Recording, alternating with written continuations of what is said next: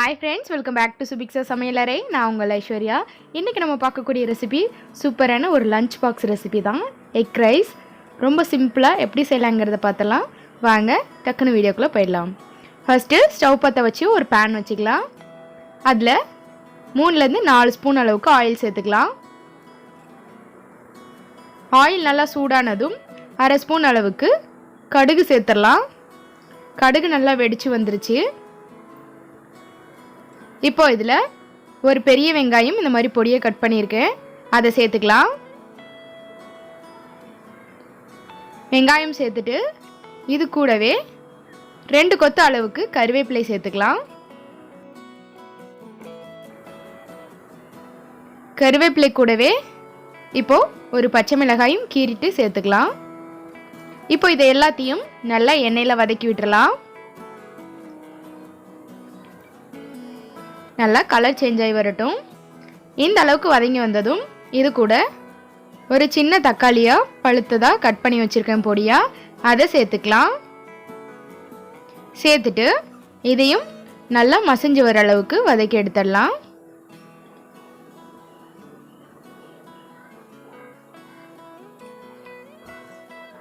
இப்போ இது கூட 1/4 டீஸ்பூன் அளவுக்கு சால்ட் சேர்த்துக்கலாம்.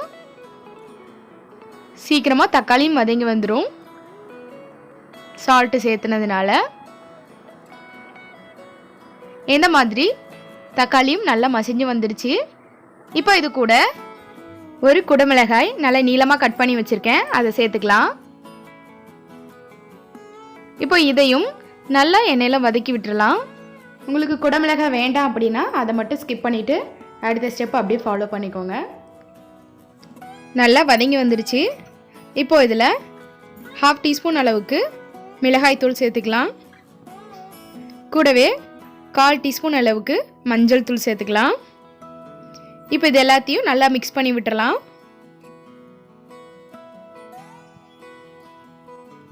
இப்போ இது எல்லாத்தையும் நல்லா கலந்து விட்டாச்சு.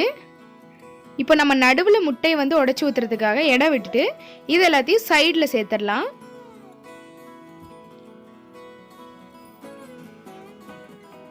இந்த மாதிரி சென்டரில் ஸ்பேஸ் விட்டுட்டு இதில் நான் 5 முட்டை உடைச்சி எடுத்திருக்கேன், அது சேர்த்துக்கலாம்.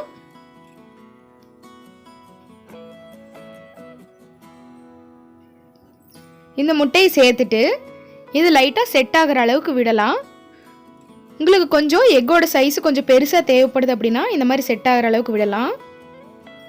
இப்போ இதில் ஒரு 1/4 டீஸ்பூன் அளவுக்கு முட்டைக்கு தேவையான அளவு மட்டும் சால்ட் சேர்த்துக்கலாம்.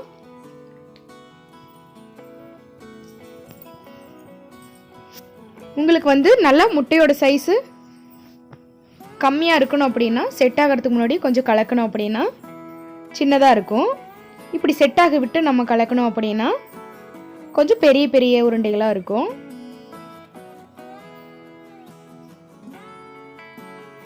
இப்போ இது எல்லாத்தையும் நல்லா மிக்ஸ் பண்ணிக்கலாம்.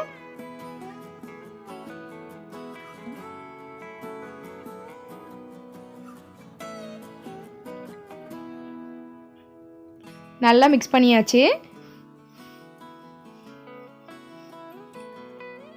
இந்த அளவுக்கு எல்லாம் மிக்ஸ் பண்ணதும் இப்போ இது கூட ஒரு 1/2 டீஸ்பூன் அளவுக்கு மிளகுத்தூள், அதாவது பெப்பர் பவுடர் சேர்த்துக்கலாம். சேர்த்துட்டு அதையும் நல்லா மிக்ஸ் பண்ணிக்கலாம்.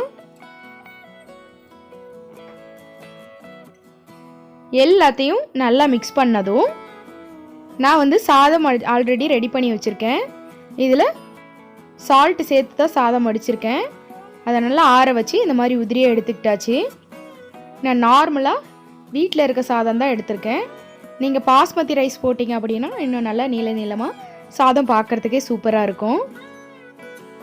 இப்போ எல்லாத்தையும் நல்லா மிக்ஸ் பண்ணிடலாம். இந்த மசாலா எல்லாமே அந்த ரைஸில் அப்ளை ஆகிற மாதிரி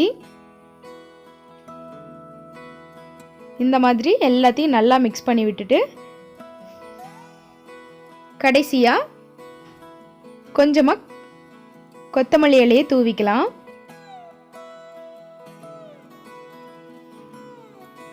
மல்லி இலை தூவி இதையும் மிக்ஸ் பண்ணி விட்டு ஸ்டவ் ஆஃப் பண்ணிடலாம்.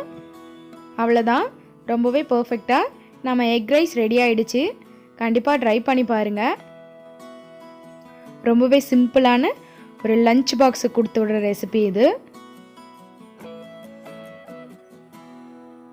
இப்போ இதை நம்ம சர்வ் பண்ணிடலாம். பர்ஃபெக்டான நம்ம எக் ரைஸ் ரெடி ஆகிடுச்சு. கண்டிப்பாக ட்ரை பண்ணி பாருங்கள். எப்படி இருந்துச்சு அப்படிங்கிறத கமெண்ட் செக்ஷனில் சொல்லுங்கள். இந்த வீடியோ உங்களுக்கு பிடிச்சிருந்துச்சுன்னா லைக் பண்ணுங்கள், ஷேர் பண்ணுங்கள், கமெண்ட் பண்ணுங்கள். சுபிக்ஷா சமையலறை சப்ஸ்கிரைப் பண்ணாதவங்க சப்ஸ்கிரைப் பண்ணிக்கோங்க. கூடவே பெல் ஐக்கானை கிளிக் பண்ணி ஆல்ங்கிற ஆப்ஷனை கிளிக் பண்ணிக்கோங்க. அப்போ தான் நான் போடக்கூடிய வீடியோவோட நோட்டிஃபிகேஷன் உடனுக்குடனே உங்களுக்கு வரும். அடுத்ததாக ஒரு நல்ல வீடியோவோட மீட் பண்ணலாம். Thank you so much for you வாட்சிங்.